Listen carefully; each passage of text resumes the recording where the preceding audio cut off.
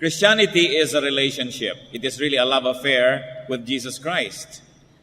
But why fall in love with Jesus and why continue falling in love with Him? Ito po ang ating mensahe ngayon, the Jesus of your needs. Ang Panginoong Jesus na tugon sa ating mga pangangailangan. Matthew chapter 4 verses 23 to 25. Then Jesus went throughout Galilee, teaching in their synagogues, preaching the good news of the kingdom, and healing every disease and sickness among the people. News about Him spread all over Syria, and people brought to Him all who were ill with various diseases, those suffering severe pain, the demon-possessed, those having seizures, and the paralyzed, and He healed them. Large crowds from Galilee, the Decapolis, Jerusalem, Judea, and the region across the Jordan followed Him. May the Lord speak to us personally through these words that we have shared. So what do we see here? That Jesus traveled around. Jesus went around and went everywhere to be among the people. Very especially, Jesus went to be with the needy. And Jesus preached the good news of the kingdom. We should take note here that Jesus preached the good news, not the bad news. Hindi katulad ng nakakagawian ng marami ng mga anak ng Diyos na lagi ang uumpisahan ay kontrobersiya, skandalo, yung nakakapagpaaway, mga divisive issues. But the Lord preached the good news. At ito ay tinutukoy na sa Isaiah 52 verse 7 pa lamang, how beautiful on the mountains are the feet of those who bring good news. Tayo mga Kristiyano ay meron ding dapat matutunan dito that we should bring good news to people, not just bad. And Jesus went around and healed every disease among the people. Lahat ng uri ng sakit, karamdaman, karaingan ay kanyang nilapatan ng lunas. At lahat ng ito ay kanyang ginamot. Ano po ang naging bunga ng makapangyarihang ministeryo ng Panginoon? It is a two-sided ministry. One is teaching, preaching through words, the good news. And the other side is actually healing people's diseases, which is really part of the complete good news. Baliwala na dumagdag ang iyong alam, lumalim ang iyong mga karunungan, pero may sakit ka pa rin. Baliwala na masaulo mo ang mga salita ng Diyos, ang mga laman ng Biblia, pero alipin ka pa rin ng masasamang espiritu. At dahil dyan, that the Lord ministered both to the mind and the body, both to the body and the soul. News about Him, especially news about His ability and availability, spread. Mabilis na kumalat ang balita. Ang binabasa pa lang po natin ay Matthew chapter 4. So hindi pa masyadong mahaba ang nagiging public exposure ng Panginoon, pero napakabilis kumalat ang balita tungkol sa Kanya because He had two qualities that people needed and even us, people now need today. His ability and availability. Kaya niyang magpagaling at gusto niyang magpagaling at naroon siya at nagpapagaling. Kaya niyang magpalayas ng masasamang espiritu sa mga inaalihan nito at gusto niya magpalayas at naroon siya at nagpapalayas nga ng masasamang espiritu. So what happened? People were brought to Him. Ganun na lang ang lalim ng pangangailangan ng mga tao na napakabilis kumalat sa panahon na wala pang telepono, walang text, walang cellphone, walang fax, walang telegrama, kumalat ng napakabilis ang balita. Sapagkat ang mga tao ay uhaw na uhaw sa ganitong uri ng pag-ibig. Pag-ibig na nagpapagaling at nagpapalaya. But we must never forget that His initiative to connect with the people was only reciprocated by the people. Dahil inuna niya at siya ang naunang lumapit sa mga tao at nagpagaling at nagturo, nangyari ngayon na kumalat ang balita, ang ibang mga tao ngayon ay sila na ang lumalapit sa Panginoon. Dahil nauna na lumapit ay ang Panginoon. And what were the added types of burdens here and difficulties and illnesses? Severe pain. Isa po sa aking, malapit sa aking puso na ministry is to manage pain. Lalong-lalo yung mga cancer patients. Yung sinasabi nilang talagang hindi na pwedeng dugtungan pa ang buhay dito sa lupa. At pagkatapos ay sobrang hirap ang dinadanas bago sumakabilang buhay. Ito po isang ministry na gustong-gusto kong magawa natin ng paraan to be able to manage pain of people, that if their physical death cannot be avoided and cannot be delayed, at least to minimize their pain. At kung kayo po ay nagkaroon na ng mga kamag-anak mahal sa buhay na nakaranas ng ganitong uri ng mga kasakitan, alam niyo ang ibig kong sabihin. People with severe pain were brought to the Lord, and the Lord healed them. You have no control over severe pain. And then people with demonic possession, tinitirhan ng masasabang espiritu ang kanilang lupang katawan, you have no control over these spirits. You needed somebody that had greater power than those spirits. And those people were brought to the Lord. Once more, people have no control of themselves and their lives. And they were set free by Jesus. Then those who had seizures, yung mga bigla na lang kikisay, biglang bubula ang bibig, biglang manginginig at biglang tumutumba, wala kang control dyan, hindi mo alam kung kailan darating. You needed somebody who controlled higher powers to be able to put that under control. And they were healed by the Lord. At siguro yung pinakamalala na dito na talagang walang kontrol sa sarili, yung mga paralyzed. Mga paralitiko na ni ang sarili, hindi maitayo, hindi maigalaw ang sariling kamay, hindi maangat ang sariling paa. Wala talagang kakontrol-kontrol. And they were brought to the Lord, and the Lord healed them. Sino tayo sa mga pinag-uusapang ito, mga kapatid? Sino ang mga mahal natin sa buhay dito?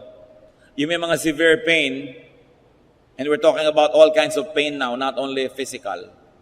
Emotional pain, spiritual pain, ang Panginoong Hesus pa rin ang sagot dyan. Humahanap tayo ng kalutasan sa mga alak, mga drugs, mga paglilibang, pagpapasarap. Subalit ang sarap ng katawan, maaari ngang makamit. Subalit ilang saglit lamang, ito ay naglalaho.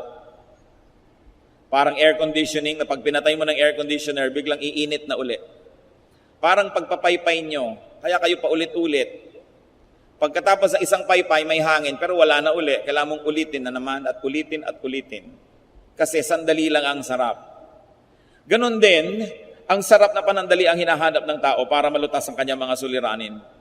Pero merong sagot dyan na permanente, hindi nagbabago, at walang bayad. Ito ang pag-ibig ng Panginoon. Na kung papayagan natin na maging lunas ng ating mga karamdaman, ay walang salang magiging mabuti para sa atin. Sino tayo dyan? Yung may mga problema ng demonic possession? Maring literally we are possessed, or our loved ones, or symbolically we are possessed. Hindi mo makayang bitawan ng isang bisyo, hindi mo matalikuran ng isang kasalanan. Nasasabi mo yung mga pinagsisisihan mo at ayaw mo namang sabihin. Nagagawa mo yung ayaw mo talagang gawin, pero ba't yan ang laging nagagawa? Para ka na rin possessed. Maaring tayo yung nagkakaroon ng seizures. 90% of the time, you are in control of yourself, pero biglang dumarating yung mga panahon na wala kang kakontrol-kontrol. Para ka na rin dinapuan ng seizure. And then there may be, among us, people who are really paralyzed. Those who are spiritually and emotionally paralyzed. Halos patayin ka na nang bumubugbog sa'yo at nagpapahirap sa'yo, pero wala kang magawa na lumayuman lang at ipagtanggol lang yung sarili, para kang paralyzed. Because you're emotionally paralyzed. At marami po mga battered women, ganon. Talagang nanganganib na ang buhay, halos pinapatay na, pero wala man lang magawang hakbang, parang paralyzed. Hindi alam ang iisipin o gagawin. Na meron tayong mga problema sa ating mga anak, sa ating mga mahal sa buhay, wala tayong magawa para tayo mga paralyzed. Ganyan din ang mga dinala sa Panginoon. And the good news is, lahat po sila napagaling ng Panginoon. Ano man ang ating dinaramdam, ano man ang ating mga sakit at ang mga mahal natin sa buhay, si Jesus pa rin ang dapat nating lapitan. At hindi naman mahirap sapagkat siya na una ang lumapit, siya na. Napakabuti ng Panginoon. Bagay na pinupuri. Kaya minsan ang Panginoon ay naglalakbay at sa pagpunta niya sa ibabaw ng isang burol, nakita niya yung Jerusalem na nasa ibabaw ng isang mas mataas na burol at siya'y napaiyak. Sapagkat sabi niya, kawawa ang mga tao, sila'y ligaw.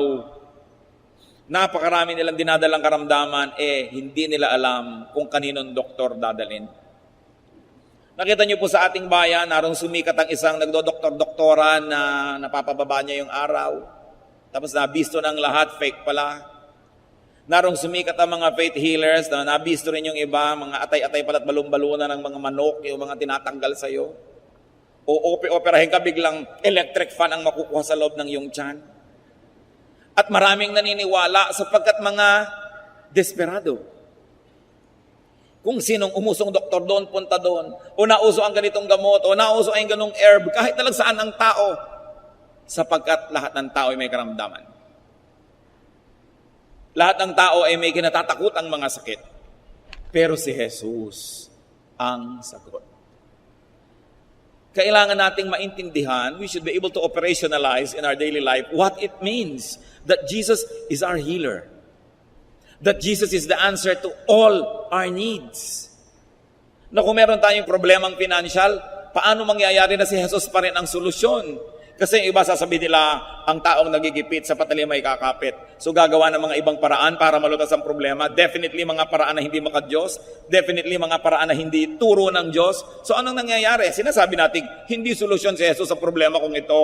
Kailangan si Satanas ang solusyon dito. Kailangan gumawa ako ng mali para masolve to. Kasi kung tama lang, hindi pwede. Kailan natin lubos na mauunawaan ang ibig sabihin that Jesus is the answer to all our needs. And the sooner we realize that and operationalize that and make that happen in our lives, the sooner we're going to enjoy the kingdom of heaven. Whatever it means, whatever among its many meanings may be relevant to you.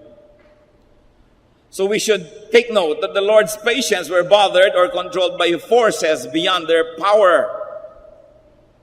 Tulad din ang marami sa atin ngayon. They needed power beyond that of their tormentor. Kailangan higit sa nagpapahirap sa kanila ang kapangyarihan ng lulutas. Philippians 2:9-10, God gave Him, meaning the Lord Jesus Christ, the name that is above every name. That at the name of Jesus every knee should bow in heaven and on earth and under the earth. Salamat, pati ang mga tuhod ng mga masasamang espiritu luluhod sa pangalan ng Panginoong Jesus. That this is a name that is above all names. That the name Jesus is above the name headache. That it is above the name cancer.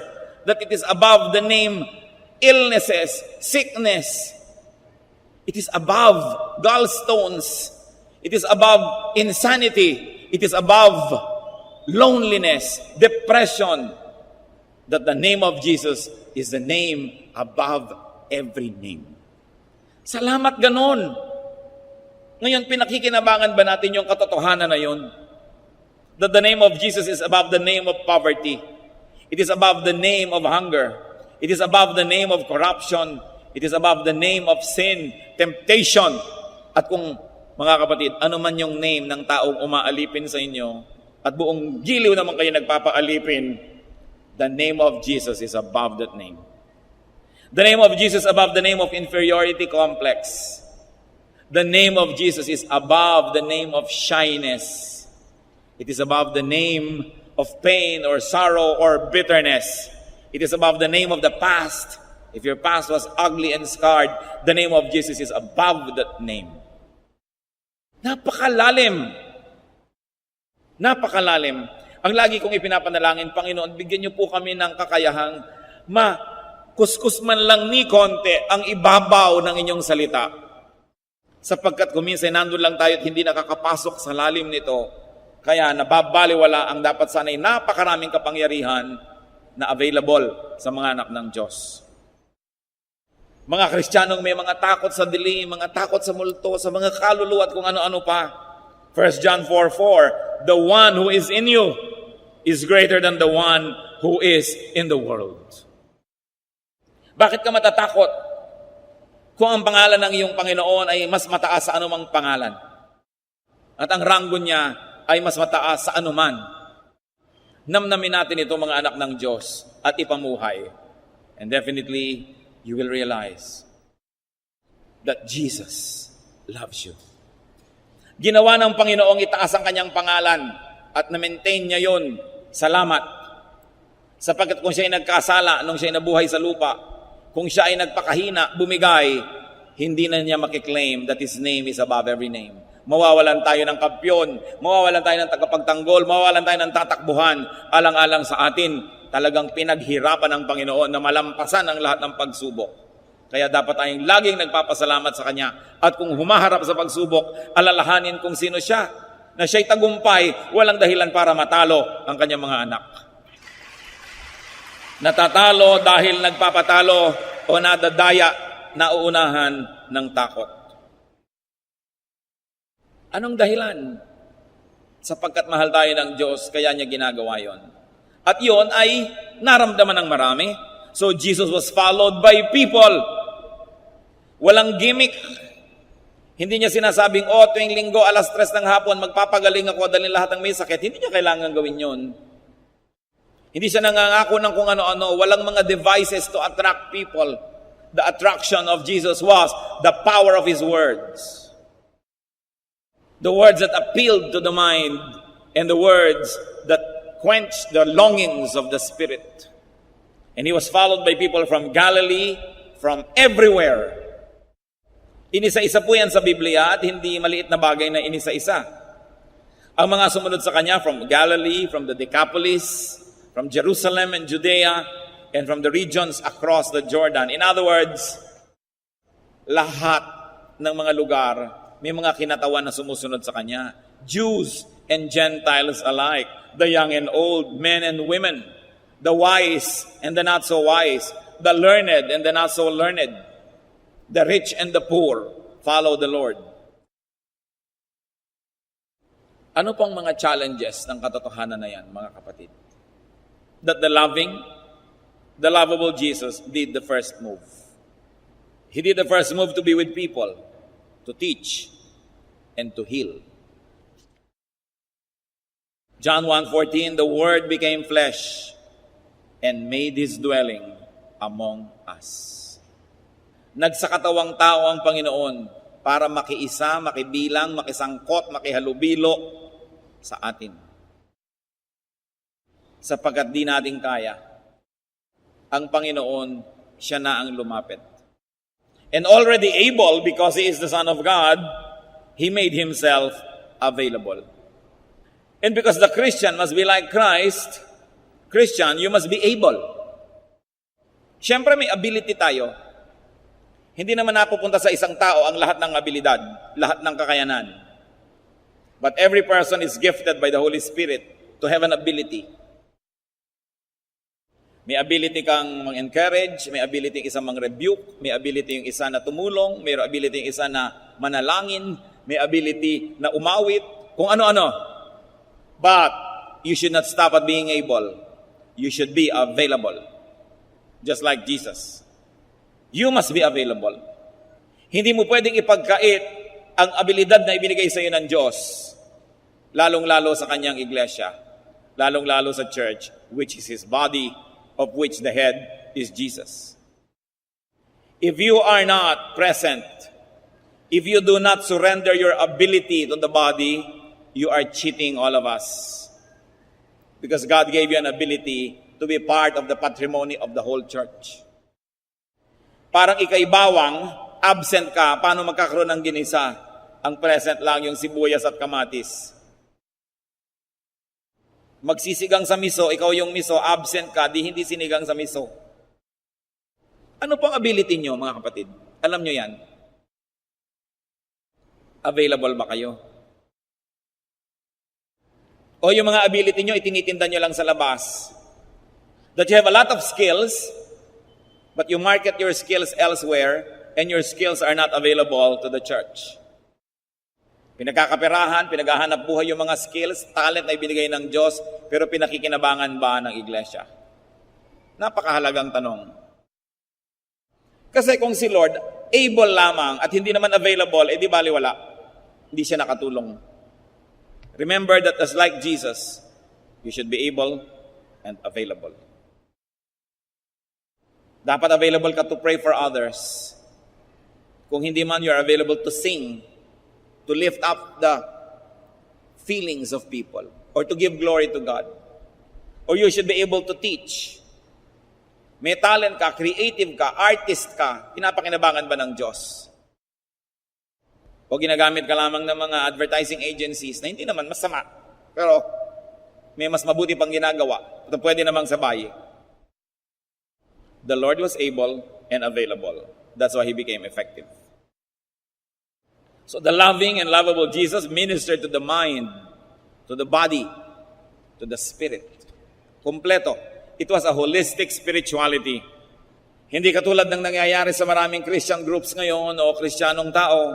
May mga grupo, puro doctrine, teaching, pero wala namang healing.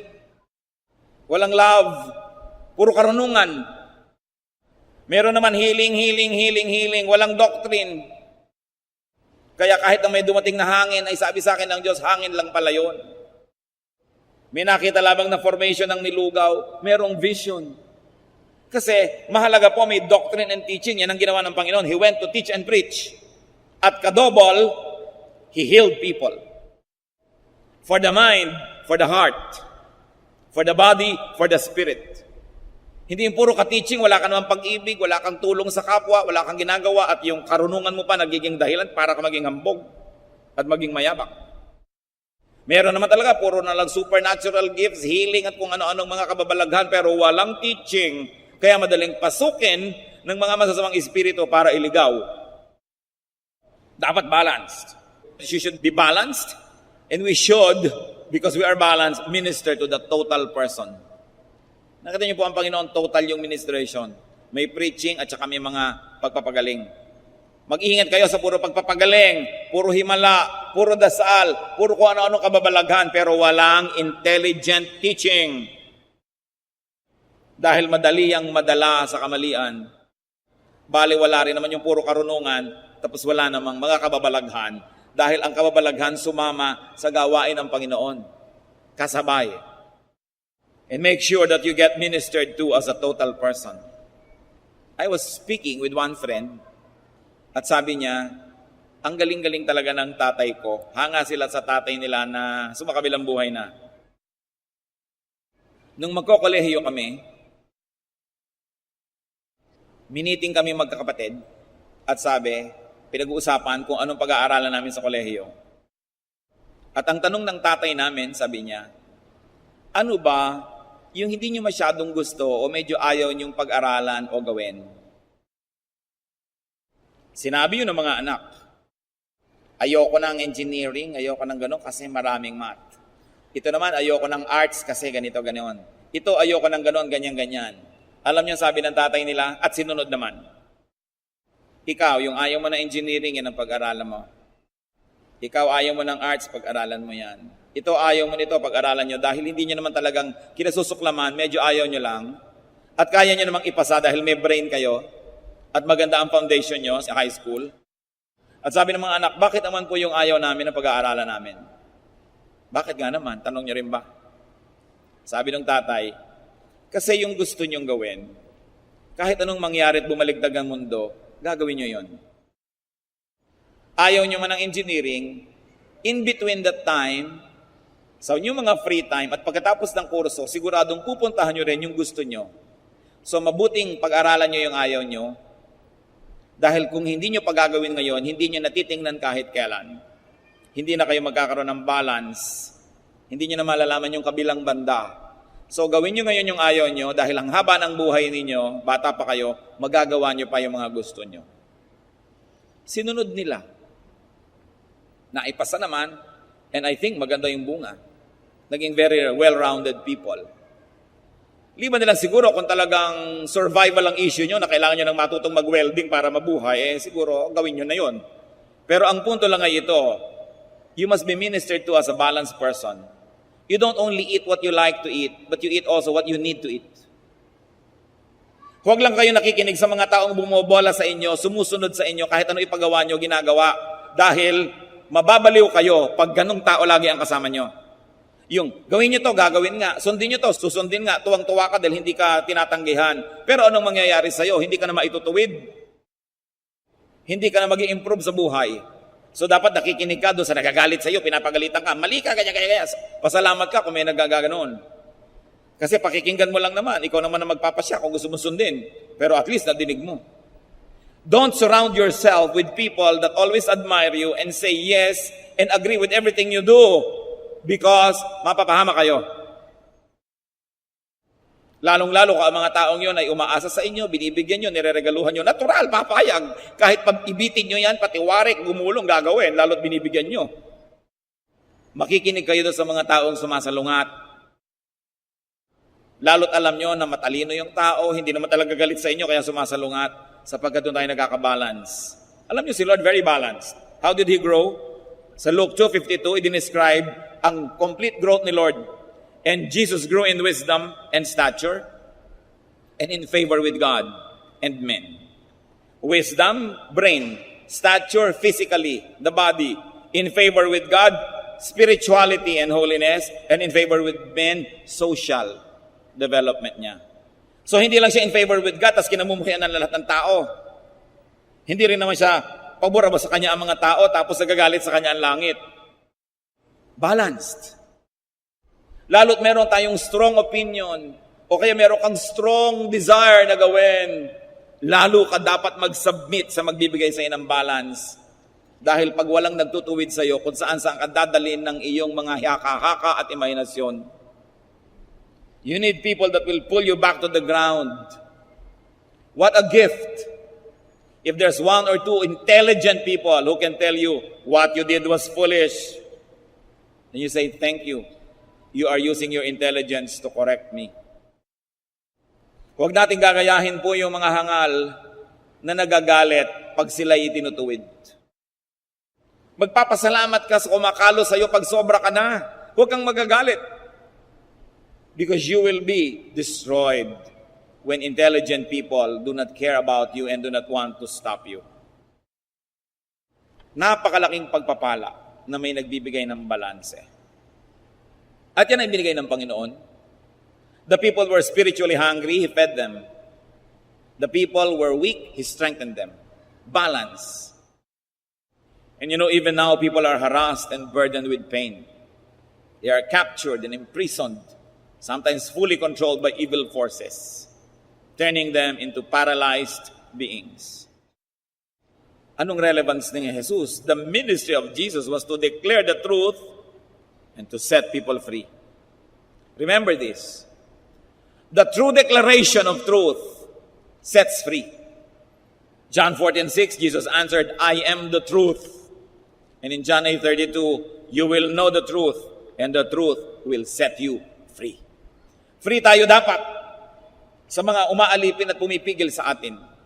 Dapat ay malaya tayo mula sa mga ganyang mga sakit, lalong-lalo na emotional and spiritual illnesses. Kumisan ay banal ka mat makadiyos, hindi maiwasang may sakit ang iyong katawan because we are living in this imperfect world and we probably are responsible for many of our own illnesses. But the point is, the Lord promises to give us a clean slate in a spiritual way. Yung physical, hindi laging kasama. Hindi ko mo makadiyos ka, paghihimalaan ka physically. Pero ang alam ko, nakita natin yan, pag makadiyos ka, ang himala na emotional and spiritual, laging available. Kaya kahit na yung hindi mo mapatawad dati, napatawad mo. Yung dati mo mga takot ay nalalampasan mo. Sapagkat ang mahalaga naman ang espiritu eh. Malaya man ang katawan kung nakakulong ang espiritu, baliwala. Ngayon, ikulong man ang inyong katawan ng mga sakit at kung ano-ano. Pag malaya ang inyong espiritu, literally, sky is the limit. Kaya masarap yun nangangarap at nag-i-imagine. Kahit hindi ka nakakasayaw ng balay sa iyong pangarap, nagbabalay ka, nangyayari in the spiritual world. Kaya dapat yung ating espiritu nakakalaya. Pero alam nyo, yung espiritu man, kumisan hindi makalaya. Hindi makapag-isip ng magagandang bagay, puro negative, hindi malaya. Hindi makatulog, hindi makapamahinga. Binabagabag ng maraming bagay. Diyan, lalong-lalo na, napakahalaga ng himala ng Diyos. Meron mo magtatanong, Pastor, bakit nagdasal na kami ng nagdasal, paralyzed pa rin ang nanay ko? Hindi naman obligasyon ng Diyos na lahat ng hinihingi natin ibigay niya at hindi yan kasama sa ipinangako. Pero ang pinapangako, spiritual freedom. Emotional freedom. At higit naman yun na mahalaga. Pero paano po nagpalaya ang Panginoon? Paano nagpagaling? Teaching first. Preaching first. Healing follows. Hindi pwedeng healing agad, wala namang teaching. Dahil pwedeng magkaroon ng parang healing, yung pala, deception lang yan ni Satanas para maniwala ka agad. Kaya yun pong may mga gifts of healing, halimbawa. Mga gifts of the Spirit na kakaiba, vision, dreams, prophecy, naniniwala tayong meron pa niyan hanggang ngayon. Pero, ang dapat na laging ginagawa ng taong naniniwalang meron siyang gift of a healing, of prophecy, of kung ano-ano, dapat lagi siyang nakikinig sa intelligent and spirit-filled preaching and teaching para magkabalance siya. Kasi kung lagi lang niyang sasabihin, may vision ako, may leading ako, paano man natitiyak na galing sa Diyos at hindi lang sa iyong emosyon? Kailangan lagi kang napasa sa ilalim sa gifts ng iba. The gift of knowledge, the gift of teaching and preaching must give direction to the other gifts that are difficult to validate. Hindi tayo puro emosyon. Kaya ang sabi sa Corinthians, the spirit of prophets are subject to the prophets. Ibig sabihin, may spirit ka, meron kang kung ano-ano, dapat subject yan to other prophets, hindi lang sa'yo. Dapat may accountability ka. Sapagkat madaling malasing at mahibang, lalo't emosyonal ka. Kung madali kang umiyak, madali kang malungkot, madali kang tumawa, emosyonal ka, bantayan mo yan. Kasi maring yan ang pasukin ni Satanas para kadayain. At kung may gift ka man, itinulak ni Satan na maging katawa-tawa, maging kakaiba na, maging weird. Wala na tuloy maniwala sa'yo. Ba't ka may gift kung walang maniniwala sa'yo? Kaya ang mahalaga, pinaniniwalaan ka. Hindi ka na pagkakamalang loka-loka, o may sira, o ganun. Dahil sino ngayon na makikinig sa'yo? Bali, wala ang gift. That's why, those who are gifted must surrender themselves to those who have the gift of knowledge and the gift of teaching. Then there will be balance. Ang mga sobra ay nakakalos, ang rough edges ay kumikinis, all for the glory of God. Kaya nga po kuminsan, marami mga churches, ang nagiging problema nila, yung mga madadasali na members, at saka yung mga mahilig sa mga kung ano-anong gifts, umaattend ng seminar dito, aattend doon, tapos dala-dala sa church, yung kung ano-anong katuruan. Dahil kung hindi nabibigyan ng kontrol yung mga yan, lumalaki kuminsan ng loob na kami ang kinakausap ng Diyos, kami ang mga prayer group, sa amin inire-reveal ang lahat, yumayabang at nag-i-split ang church. Tell me, pag ganun ang nangyari, galing ba sa Diyos ang Espiritu na yon? Kaya dapat itinutuwid, inilalagay lahat sa lugar. Gusto ko pong bigyan ng diin, ang lahat ng may spiritual gifts, lalo fabulous gifts, must surrender to the pulpit and to the education department of the church. Because it is the knowledge that is verifiable that will validate the occurrences and events that are too difficult to validate. Dapat merong ganong control. Ngayon, if you encounter the truth, if you encounter the Lord, dapat ang kasunod, freedom. Nakita niyo si Zacchaeus, when he encountered the Lord Jesus Christ, biglang sabi niya, Lord, half of my money I'll give to the poor.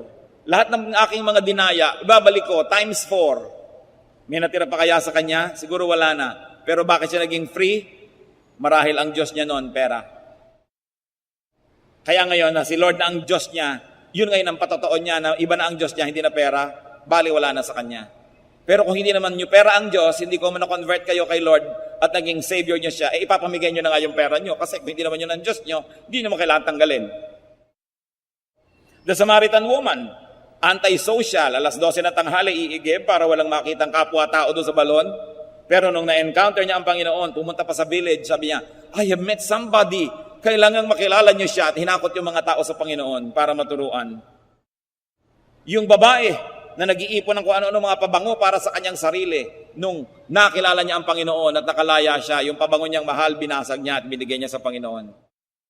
Because when you encounter the truth, the automatic result is freedom. Ito ngayon ang tanong, are you free? Alam nga naman, lagi mo nadidig yung salita ng Diyos, tapos kirida lang, di mo maiwan-iwan. Alangan naman na nakikinig ka lagi at nagba-Bible study pero bisyo lang, hindi mo matalikuran. You are not free. Kailangan, after the truth is heard, freedom follows. So kailangan tanggapin ng buong buo yung truth, submit to the truth, so that you will be free. Galatians 5:1, it is for freedom that Christ has set us free. Teaching without healing is only half the work and pointless. Talagang yung tunay na teaching, powerful and truthful, must set people free. At pag kayo po napapalaya ng inyong nadidinig, sigurado, susundan-sundan nyo kung kanino nyo man yun nadidinig. Dahil napapalaya kayo, kayong nakakaalam ng tumatalab ang salita ng Diyos. At ganyan ang ginawa ng mga tao sa Panginoon. Sinundan-sundan siya kahit sa siya magpunta. Kasi nakakalaya sila pag nagbubukas siya ng bibig at nagtuturo. At hindi lang yon, gumagaling sila physically, which of course is the most dramatic but the least significant of all healings. Yung physical healing, yung nakahigang tumayo, yung pilay na naglakad, dramatic yan. Pero mababaw yan, mga kapatid. Mas malalim yung hindi physical ang healing, kundi emotional. Spiritual. Yung dating hindi niya makita ang katotohanan, nakita na. Yung dating hindi magkalakas ng loob na gawin na mabuti, ngayon ginawa na. Yun ang mas malaking himala. Kaya lang ang mga tao, mabababaw. Ang pinaka gusto natin laging nakikita, yung pangkatawan, yung pang-physical. Kaya iba tuloy, yun ang mga gimmick nila at mga trick para maraming makinig. Yung mga healing, in front of the TV, makakapagsalita na, hindi mo naman malaman kung artista ba yun o inilagay doon. You know, kailangang i-emphasize yun because most of the people are always longing for physical manifestations. Kaya dinadaya tayo ng mga espiritu, lagi may mga physical, dyan dahil ang hilig ng tao. Nawa, sa maiksing buhay natin, gumradyo tayo lahat sa spiritual level na masasabi natin, Lord, may sakit ang binti ko, pagalingin niyo po. Pero kahit hindi niyo pagalingin ito at masakit pa rin, maniniwala pa rin ako sa inyo. Dahil marami kayong pinapagaling sa akin na iba, na espiritual, na hindi nakikita ng tao, hindi madaling bilangin o sukatin, pero sa akin mas mahalaga yun. Na hindi po natin laging ina-equate yung ating spirituality at yung pag-ibig ng Diyos sa nakikita ng mata. Sabi, Lord, may sakit ang nanay ko, awag-awa na ako, pagalingin niyo po, pero kahit di niyo pagalingin, naniniwala ako sa inyo. Dahil alam kong maraming paraan ng pagpapagaling ang ginagawa niyo sa amin, hindi lang ito. Huwag nating ibabase sa nakikita lang ng mata ang kapangyarihan ng Diyos. The truth is, God is spirit, and we really are spirit. Itong katawan natin na ito ay kulungan lang ng ating espiritu. Kaya pag namatay na ito, nakakalaya ang ating espiritu. Doon natin makikita ang tunay na mahalagang bagay espiritual, hindi physical. So huwag tayong padayang ganun kahalaga yon. Bagamat mahalaga sa pansamantalang panahon.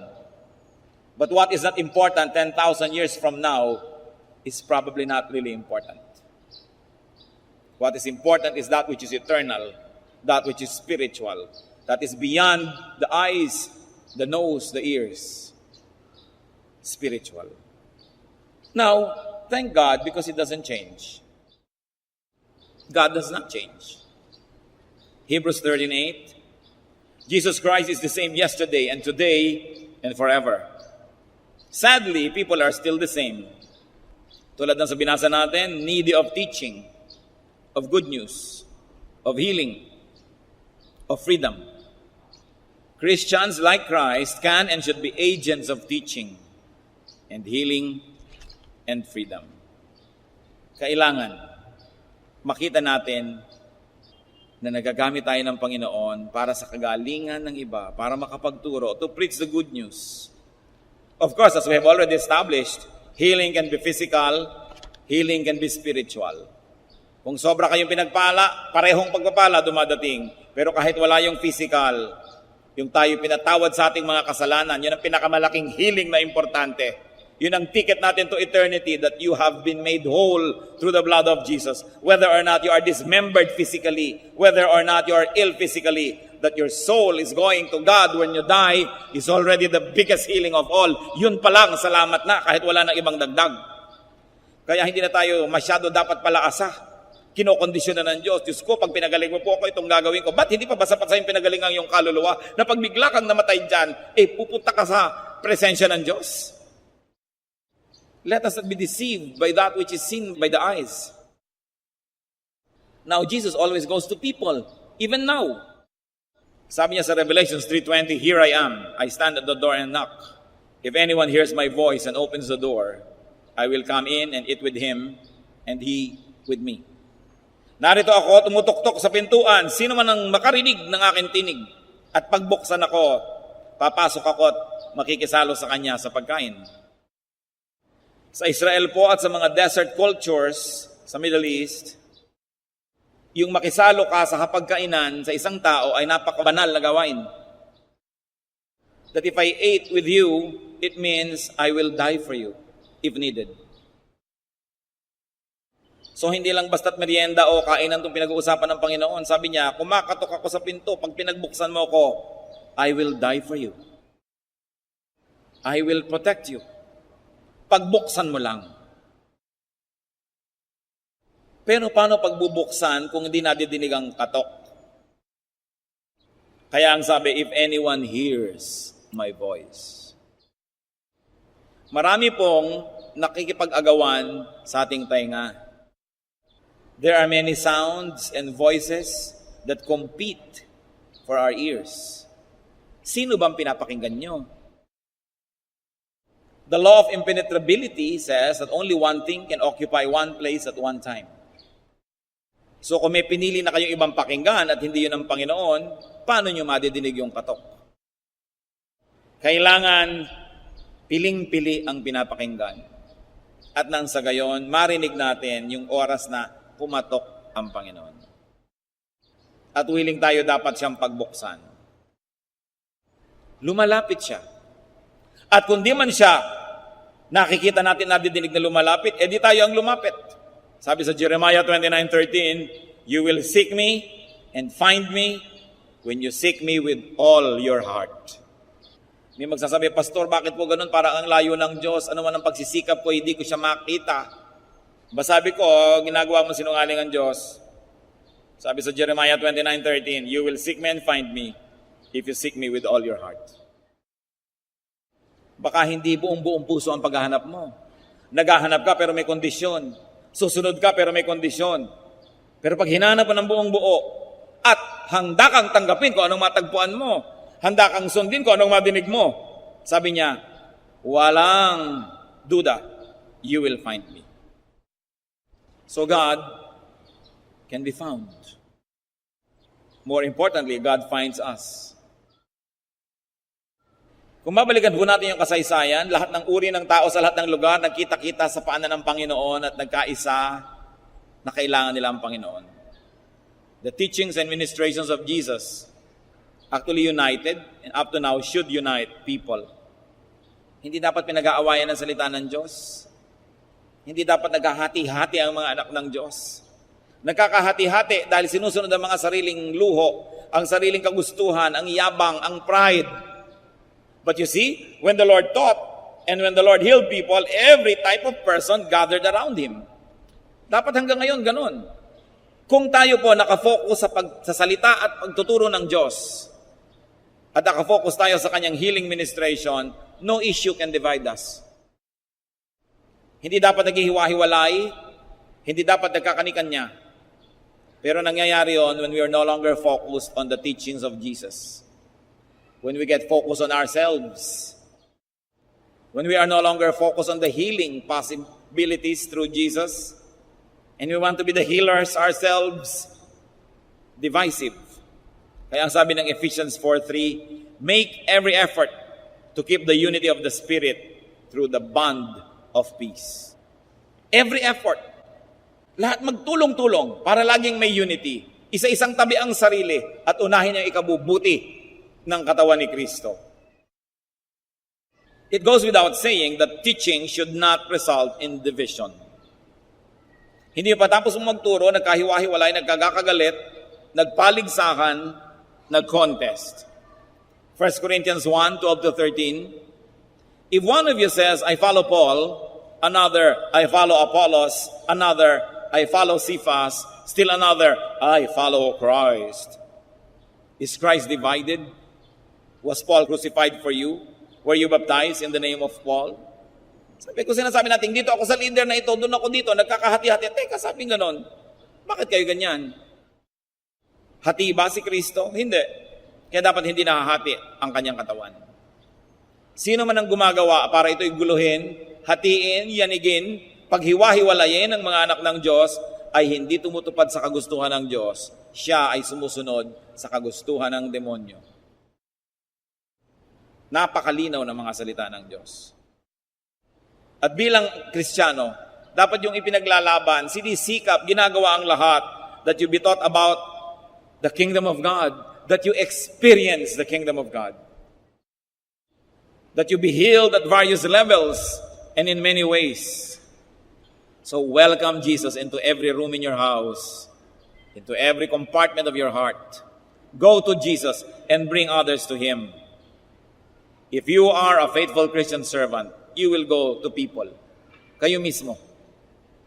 Hindi ko maisip na may mga tao na nakatanggap ng kaligtasan, nakakakilala kay Jesus, pero hindi dinadala yon sa kanyang mga kapwa-tao. Na kaya niyang maupo sa isang lamayan, makipagkwentuhan sa mga walang katuturan mga bagay, sa exchange rate ng dollar, sa mga tungkol sa kung ano-ano mga political issues, 30 minutes, 1 hour, pero hindi nababanggit ang Panginoong Jesus. Hindi dapat yon sa mga anak ng Diyos. Kahit saan tayo magpunta tulad ni Jesus, magturo. Yun ang ginawa niya, he taught. Because when you teach, there will be healing. Ngayon yung kailangan sa aming lumakad ka lumpo, gumising ka patay, hindi ganong healing. But when you teach, the emotion, the spirit will be ministered to. And there will be healing, mostly invisible. But you are a Christian, do what Christ did. Go and teach. Luke 10:1-2, the Lord appointed 72 others and sent them 2 by 2 ahead of him to every town and place where he was about to go. He told them, the harvest is plentiful, but the workers are few. Ask the Lord of the harvest, therefore, to send out workers into his harvest field. Mga kapatid, nung ako po'y nakakilala sa Panginoon, 1973, di pa uso yan. Konti lang ang may Bible. Pag dala-dala mo pa nga yung Bible mo, ano yan? Wala. Ano nga yan? Ano ba? Wala nga. Ano nga yan? Bible. Hindi mo maipagmapuri dahil baka kamapagkamalang may sira o kung ano, dahil dala-dala mo. Pero ngayon, hindi na ganon. Ngayon, mga kapatid, kahit saan ako magpunta, people are asking, Pastor, may day by day na po ba dito sa amin? Kailan kayo maglalagay dito? Lagi na lang sabi ko, kulang po tayo ng manggagawa eh. Alam niyo po ang tingin ko ngayon, dahil siguro sa panalangin ng mga nauna sa atin, nung mga Kristiyano, nung unang panahon pa, 1910, 1920, na halos talagang para kami ketong ang tingin ng mga tao dito pag nagbabible ka noon. Nung pamananalangin na sila, and throughout the generations, the Christians were always praying, andito na ngayon, the harvest is plentiful, but the workers are few. Kaya nga po kayo dyan, aking gustong lagi na lamang na bigyan ng hamon. Mag-Bible study naman kayo, mag-lead kayo. Kung hindi kayo marunong, hindi kayo sanay, we will train you. But do Bible studies in offices. Kung ayaw niyo sa office ng iba.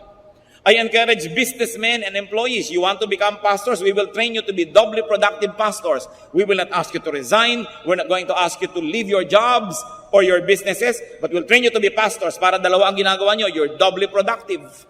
It's possible and it can be done. In fact, it's the only way to do Christian ministry now. Because when the workers are supporters of themselves, then the resources of the church doesn't get strained and more work is done. But I'm telling you this, work because the laborers are few. Huwag niyong ipagkait sa iglesia ng Diyos ang mga karunungan, training, and education na ibinigay sa inyo ng Panginoon. Kailangan natin pagtulong-tulungan ito. At kailangan nating inililigtas ang church sa mga divisive elements, sa mga aha, sa mga alakdan, sa mga makakamandag na mga ulupong, sa mga hudas. You've got to protect your church. Hindi nyo dapat pinapayagan yung mga divisive people, kwento-kwento, dal-dal-dal-dal. Dahil kung mga disente, they should talk openly. But sometimes, our decency is our weakness. Kahit po sa ating church, mga kapatid, pag may dinidisiplina tayo, kahit anong immoralidad ang ginagawa, hindi natin pinupulpito, hindi natin pinapahiya. Why? Because our goal is that they should be ministered to, counseled, restored, so they could be quietly brought back to the ministry. Pero ang nangyayari, yung mga dinidisiplina mo, sila ang nagpapublicity sa labas, inaapi sila, kinakawawa sila, blah, blah, blah. blah, blah, blah. And our silence sometimes works against us. But we choose to be decent nevertheless. If people choose to be evil, let them be evil. But this church chooses to be decent. Ang tatandaan nyo ito, ang church train ng workers, alam nyo yan. Marami tayong tinutustos, umi-import tayo ng maraming mga mahuhusay na teacher to train our workers. Encourage tayo ng encourage na magka-ministry ang mga tao. Anong kabaliwan kung meron kang manggagawa na matino, tatanggalin mo, matino pala? Anong kabaliwan na may manggagawa kang mahusay, didisiplinahin mo, mahusay pala? Maniwala kayo at kayo laging manalig. Pag may worker na inalis o may worker na dinisiplina, siya ang may problema. Dahil gustong-gusto natin magka-worker, ano't aalisin mo? Bakit? Kaya huwag kayong papayag na ang church sinisiraan. Because this is the body of the Lord. Pero yun nga, hindi katakataka dahil maging sa 12 disipulo ng Panginoon ay may Judas. Dapat lang tayong maging maingat na hindi tayo maging ganon o hindi tayo yung kasama nun. And going back to the ministry of the Lord, teaching, preaching. Mga kapatid, magturo na kayo. Kailan pa kayo magtuturo? Pag paralyzed na kayo? Pag naghihingalo na kayo? Pag nakaburol na kayo? Kailangan kayong gumawa ng paraan. Maglingkod kayo. Ang daming mission fields for us. Sa sandali ang buhay, lahat tayo ay mamamatay din.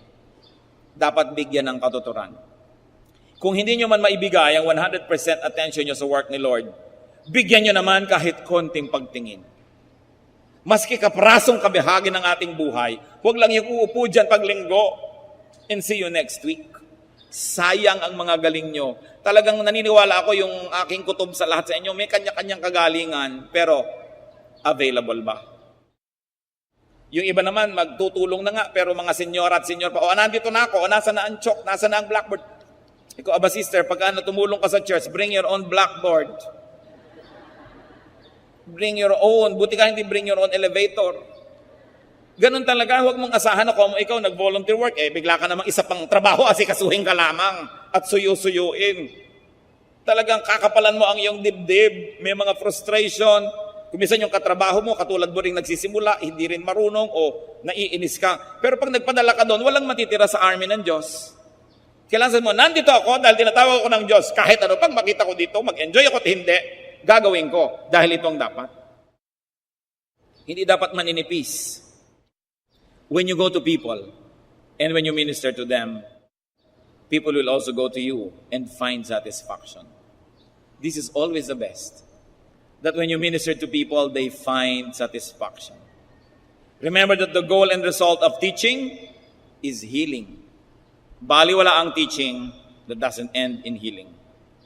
So heal and be healed. Tulad ngayon, ano pong healing ang kailangan natin sa Panginoon ngayon?